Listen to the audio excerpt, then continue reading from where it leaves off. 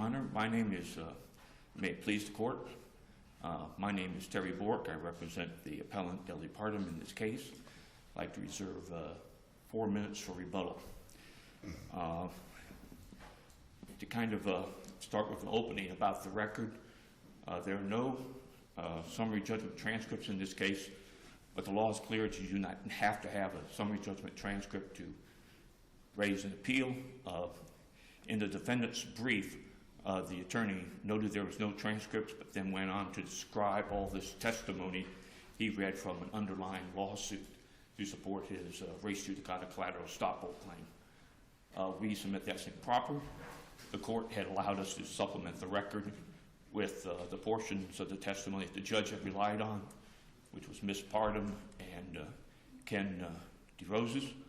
So I'm not going to discuss those other matters unless the court asks me questions about them, because I think it's improper outside the record. Isn't your client's beef really with Ken DeRoses, have I said that name correct? Yes. Isn't that who your client had an agreement with? Yes, that's who my client had an agreement with. But she's not suing him, or at least to our knowledge, she hadn't sued him, and I don't really need to know that.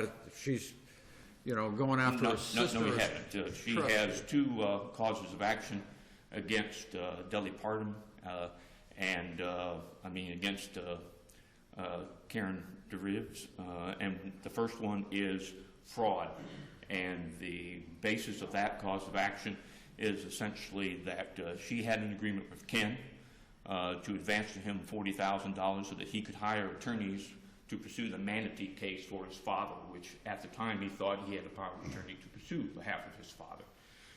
And Ms. Partum and Ken had numerous telephone conversations with the sister, Karen, saying, finance the case. She refused to do so, so they said, okay, Ms. Partum's going to make the advancements, one $25,000 advancement, one $15,000 advancement. She's going to get a reward from the recovery. From what I read, for all she knew that, you know, that Ken had the money or got it from somewhere, from what I read, she didn't know where he got it from, and from what I read, she wasn't part and parcel to whatever deal he had with your client. Well, she does say in her deposition that she assumed that Ken got a loan from somewhere, and she was quite willing, once the case settled, to leave Ken out in the cold, not with any funds to pay back that loan. But you have to remember that they weren't her funds. Huh? They were not her funds. They were her father's funds. She was the trustee, but she was controlling that litigation, and she was controlling those funds. By virtue of a valid power of attorney. Yeah, and she had the right, as a trustee, to pay people who helped bring that case about, just as she could pay attorneys, just as she could pay expert witnesses who had helped in that case. If someone had made a loan that advanced that case and allowed a $3 million recovery, that help me figure out what duty was owed to your client by the sister. Well, the duty in terms of fraud is the duty to disclose, and she remained silent through numerous telephone conversations. Why did she have a duty to disclose that her father had given her a power of attorney to manage the father's lawsuit?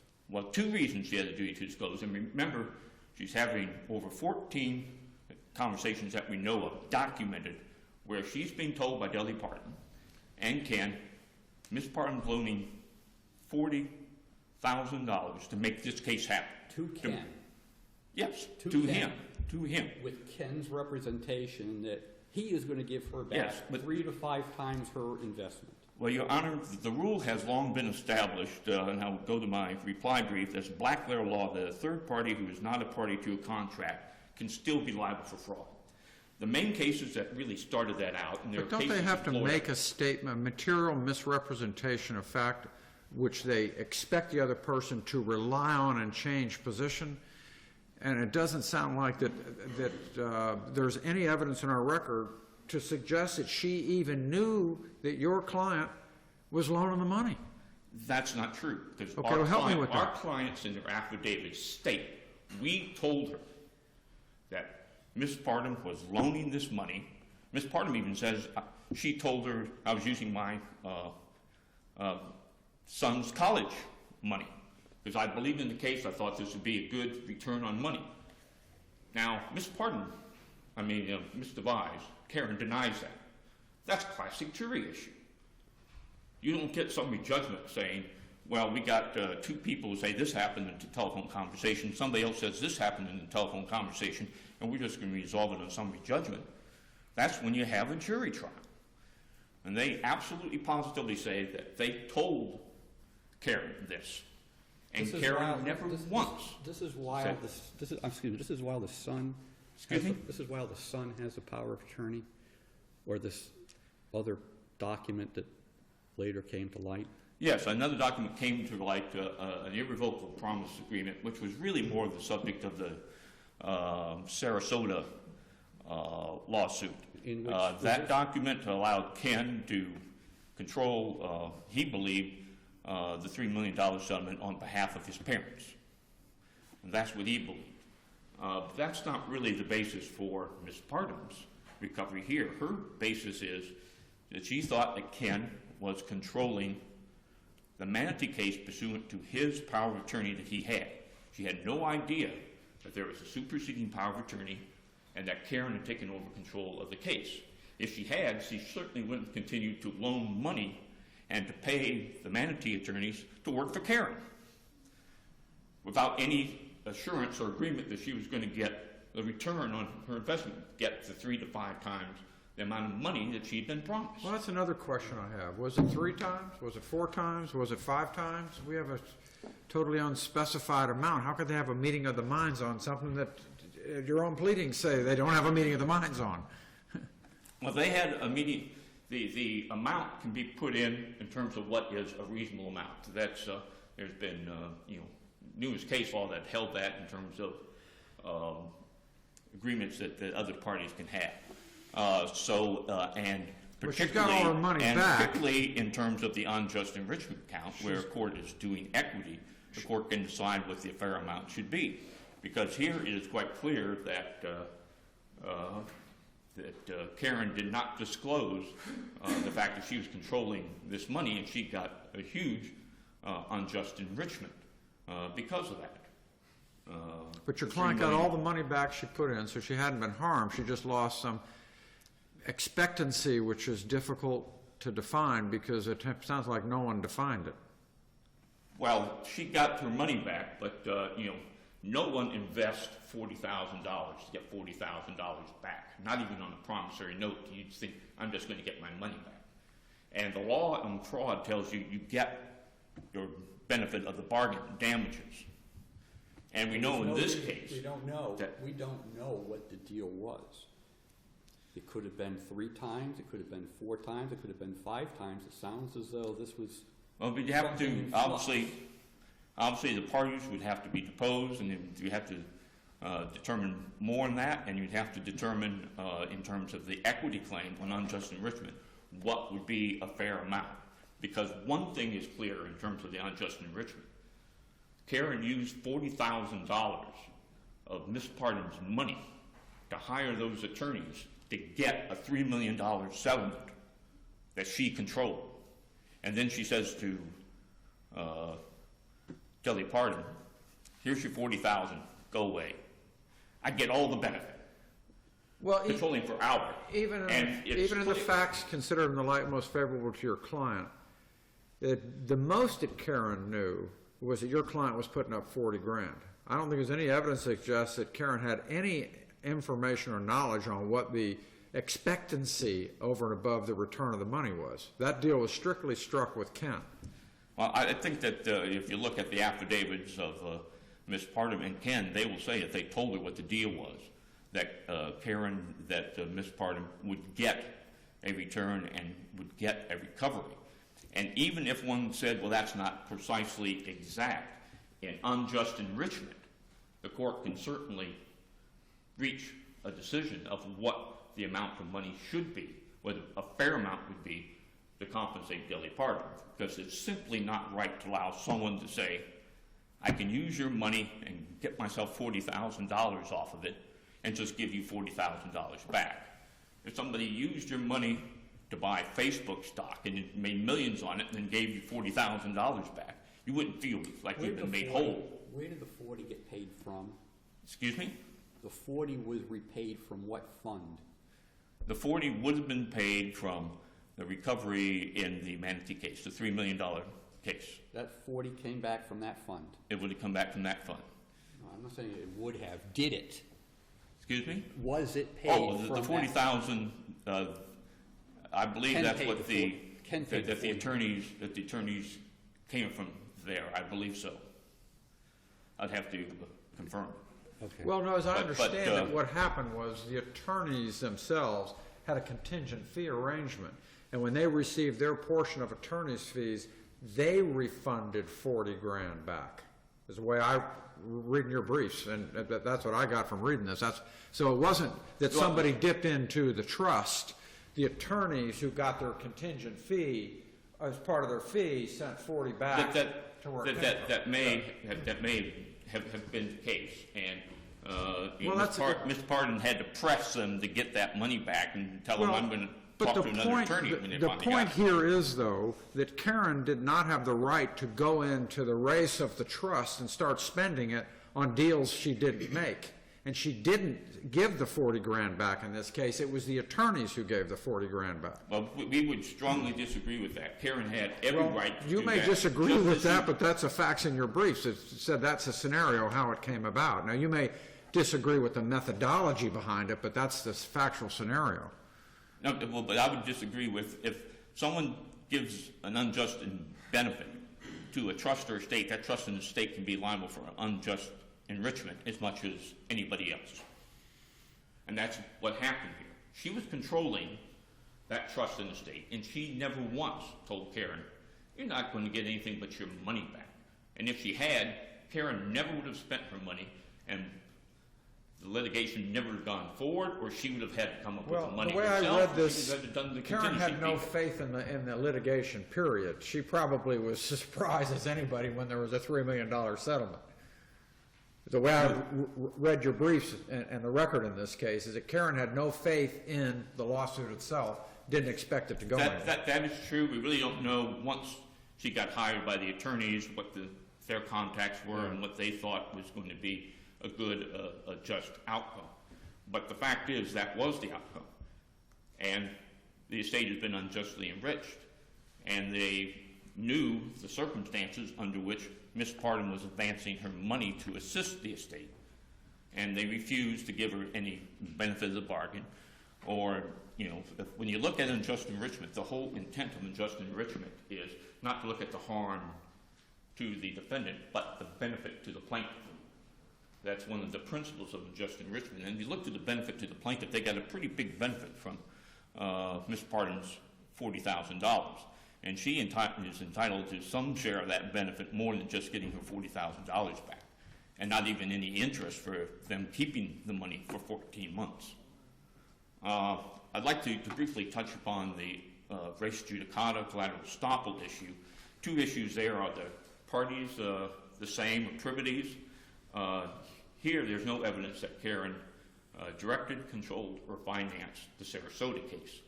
And I know there's some confusion in that because the other side seems to think that during the trial testimony in Sarasota case, Ms. Pardon said she financed that case. Not true. She said she helped to finance the Manatee case and a case in Virginia, a guardianship case where they had to try to get Karen's power of attorney. She wasn't producing. Also, the recent case I submitted through Notice of Supplemental Authority, the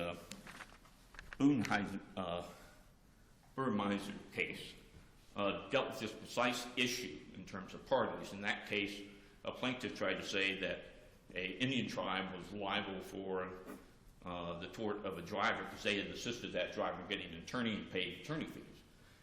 And the court discussed the very three cases that the defendant cited in their brief and said they don't apply. Those cases dealt with vexatious litigation. They don't apply to the situation. And then on a public policy ground, they noted it would have a very chilling effect to start making parties liable for assisting other individuals in litigation. They noticed that a parent who's trying to assist a son or daughter might find themselves liable. A shareholder might find themselves liable for contributing some money to a company or recommending an attorney. And the court said, don't go down that path. And that is very similar to what Wright says in the quote we have from Wright's treatise on this matter, that just providing some money, just being a witness, which Ms. Pardon was, things of that nature are not enough. Now, on the second issue of whether they are, with the causes of action are saying, the rule is that we look at an essential facts test, where the essential facts of the first action, the essential facts needed for the second action. Well, the word fraud, as far as I can find in the Sarasota record, was never used. So it's hard to say you had a fraud action being tried when the word was never used. And when the defense says that the secret power of attorney that Karen had was throughout all of Ken's causes of action in the Sarasota suit, well, you look at that record, you see 2 references to that power of attorney in pleadings, and then references in 10 pages of trial transcripts out of a transcript of 10,016 pages. Mr. Bork, excuse me. Now, that doesn't show that that's Excuse me. You're at 16 minutes, so you. Excuse me? You are at 16 minutes, so you Okay. have 4 minutes to use however you wish. I will. Thank you. Okay, thank you. Mr. Dooley? May it please the court, William Dooley, on behalf of Karen DeVries in her individual and representative capacity. I'd like to start off by just making a couple of comments to some of the questions that the panel had asked and some of the comments made by counsel. One of the things that was stated that Karen was silent as to her power of attorney. That's simply not true. The record will reveal that in the signing of the contingency fee agreement, a question arose as to whether or not she had any papers or documents on behalf of her father, at which time she presented the attorneys with her power of attorney, which revoked her brother's power of attorney. And so therefore she then signed the contingency fee agreement in her own handwriting. That contingency fee agreement was promptly sent to Kenneth DeRocher, her brother, her sibling, and so therefore they had the contingency fee agreement with her signature as a power of attorney. They had that shortly after the January meeting. I would like to then point out that this whole issue of the multiplier, the 3 to 5 or whatever the agreement was, which we never understood, did really not occur until the promissory note was drafted sometime in April of 2007. That's where this multiplier factor first came in.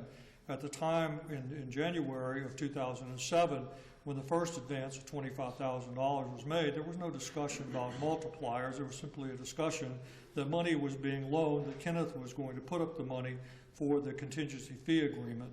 That was made known, obviously, because the money was put up. The contingency fee agreement specifically said that the money for the attorneys was going to be put up by Kenneth DeRocher and no other family member. So this whole issue of the 3 to 5 didn't even come up until April. I would also like to point out that we noted in there that Ms. Parham also filed a claim for $30,000 in the DeRocher estate matter in Virginia, claiming that she was entitled to paralegal fees. And I would point out that Kenneth DeRocher also filed a claim for $3 million in that estate. I think one of the things that's missing and perhaps troubles me the most about this whole thing is that we need to focus on what happened in the Sarasota case. And I want to read, because the statement of the case by Ms. Parham, I think, is very revealing. The statement of the case says that she agreed to advance to Ken DeRocher the money to handle a lawsuit he was pursuing for his father. 2 points there. If in fact that was the reason that he was pursuing it for his father, then nothing changed. The only thing that changed was the person with the power of attorney. The beneficiary of this loan was the same person, the same people, Albert and Isabel DeRocher. The other point I want to make here is that simply is not true. The truth of the matter is that Ms. Parham and Kenneth DeRocher were both very well aware of this irrevocable promise agreement. And the irrevocable promise agreement was going to give Ken DeRocher the money from any kind of settlement of this case or litigation. He was going to control the money. He was going to dole out the money as he saw fit to his parents or to his sister or to anybody he wanted to. And that was the basis of this promissory note, that they thought this irrevocable promise agreement was going to be the salvation, and that was going to give Ms. Parham her 3 to 5. Why do we know that? We know that because as soon as the settlement occurred, Ms. Parham promptly reinvested her $40,000 or recycled her $40,000 into pursuing matters in Virginia and pursuing the Sarasota case where Kenneth DeRocher tried to take control of the entire funds. And Ms. Parham was a witness in that case, and there was an unjust enrichment claim in that case for which Kenneth DeRocher got $10,000.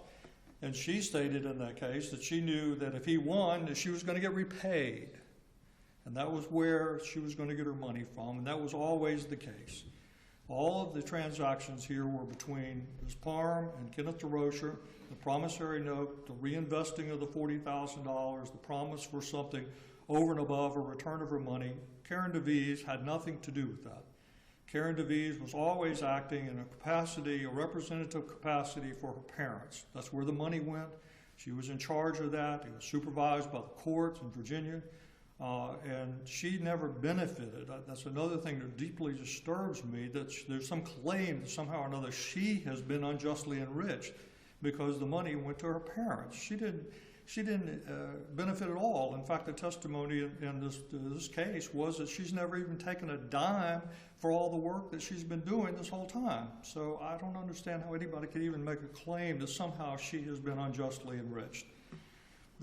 Just addressing for a moment, and I'm not going to address the issue of the res judicata or collateral estoppel because I do think it's valid, but Judge Williams said it's separate and distinct. He made his ruling on two bases. One was the collateral estoppel issue, and the second was there was no finding of fact here to justify unjust enrichment or fraud in this case. And we, in our brief, we cited verbatim the transcript from the Sarasota County case where Ms. Parham was testifying. And understand she was testifying in that case to help Kenneth DeRocher obtain control by virtue of the revocable promise agreement. So she was more than willing to say the truth. I had these dealings with Ken DeRocher. Ken DeRocher promised he was going to pay me. I had his promissory note because if he won, she was going to win. It was only after they lost that did she come back then and takes a second bite out of the apple and goes after Karen DeVries, saying that somehow Karen DeVries has defrauded her. There's been no fraud. There's no basis of fraud. And I realize we're here on summary judgments, and I know that they are difficult, but fortunately for our side, we have a detailed transcript from the Sarasota case. We have Ms. Parham under oath.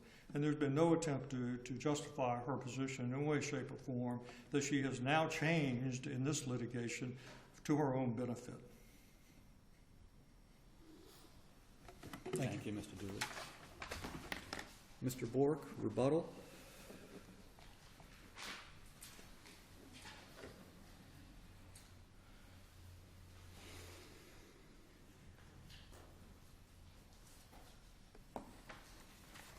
Start off with the argument they make about the fee agreement being sent to Ken.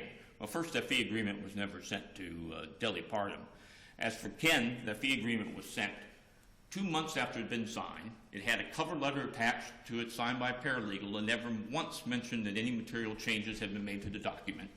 It had no initials on each page like Ken had been done. He was supposed to sign the fee agreement. Ken's affidavit stated that he specifically had instructed the parties, the attorneys then, to let him know if any material changes were made to the contract, which they never did. We look at this sending of the fee agreement.